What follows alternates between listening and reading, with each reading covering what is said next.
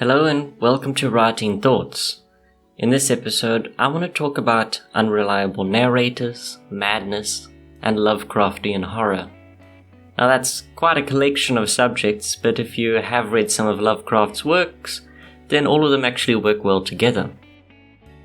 As always, you can read this post on my website, thepennedsleuth.com. There's a link to that in the description below, as well as a link to a free writing course should you be interested in learning how to create a fantasy world. With that said, let's get straight into the subject. Like with most interests, we are typically drawn to them by the works of others, whether it's a genre of film, a style of writing, or genre of literature. In this Writing Thoughts episode, I'm going to share my thoughts on the writing technique of unreliable narrators and how it is used in Lovecraftian horrors. Now, let me clarify the topic. Unreliable narrators are a pretty self-explanatory writing technique. The character that is narrating the story is an unreliable source of information.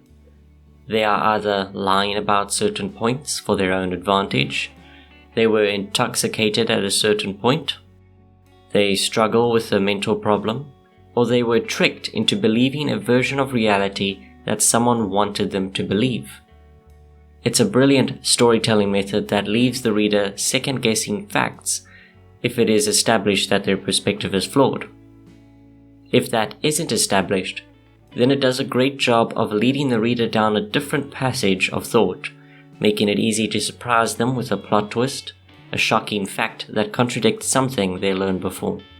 As you can guess, this is a technique that isn't only used in your average cosmic horror. Such a closed perspective is often used for mystery novels in order to keep important facts away from the reader. A mystery plot without any mystery is just a long epilogue. Yet Lovecraft's works, and many others who try to create their own Lovecraftian horror, use unreliable narrators to evoke horror. The character telling the story is typically drunk, or drugged, or mad. The story they tell is unbelievable, atmospheric, and frightening. The world often feels surreal as the characters delve into dark ancient ruins or encounter monstrous individuals. Are these effects of their vice, or is it a scary reality that they are trying to endure?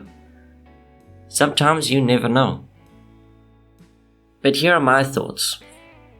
Those of you who have read some of my work or listened to it on my website or on this YouTube channel know that the works of H.P. Lovecraft were a big inspiration for my writing. When I was growing up, there were 3 authors I enjoyed reading, and he was one of them, the other 2 being Edgar Allan Poe and Sir Arthur Conan Doyle.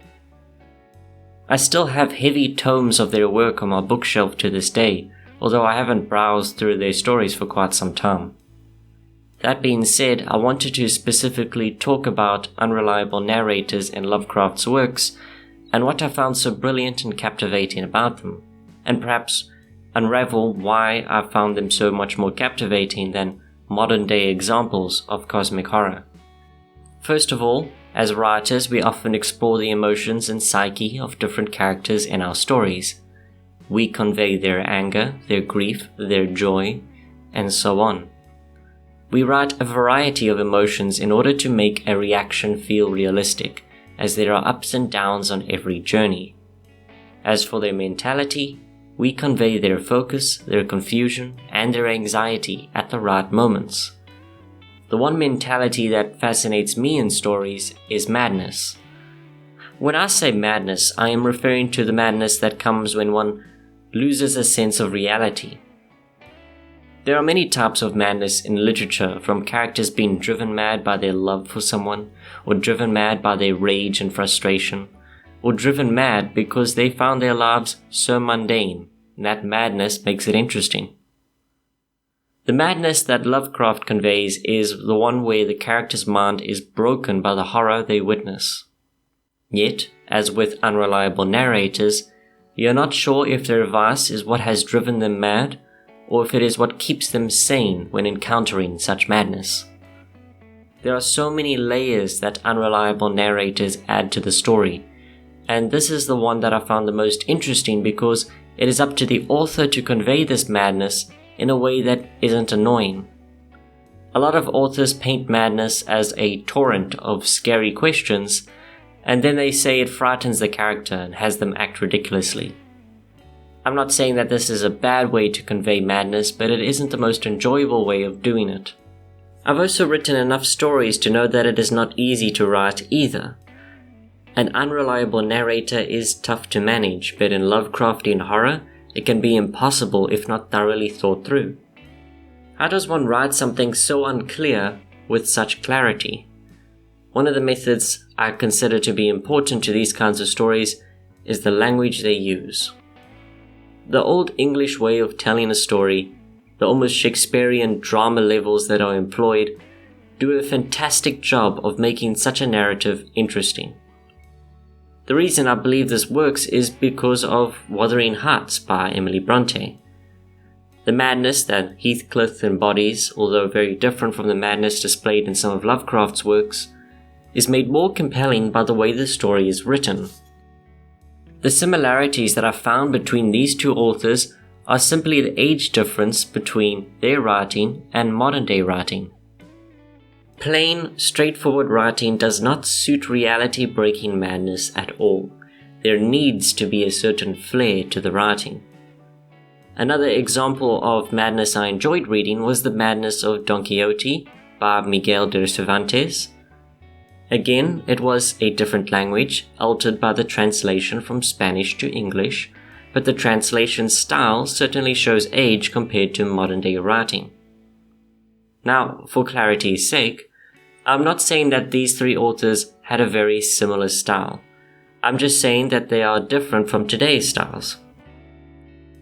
The way each conveyed their different madnesses was unique to their stories, and their efficacy in doing so is unquestionable. And those are just some of my thoughts.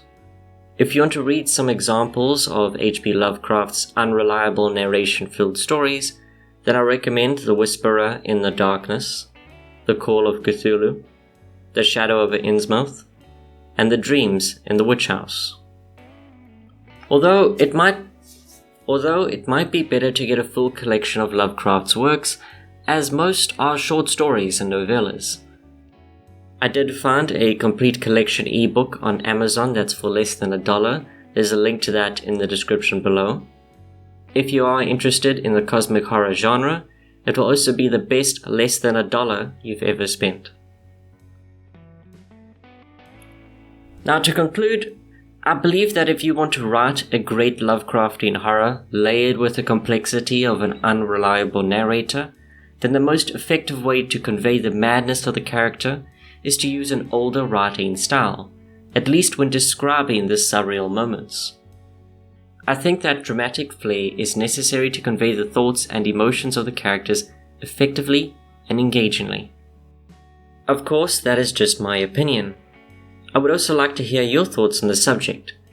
Do you think the writing style matters? Do you even like the unreliable narrator technique? Let me know in the comments below.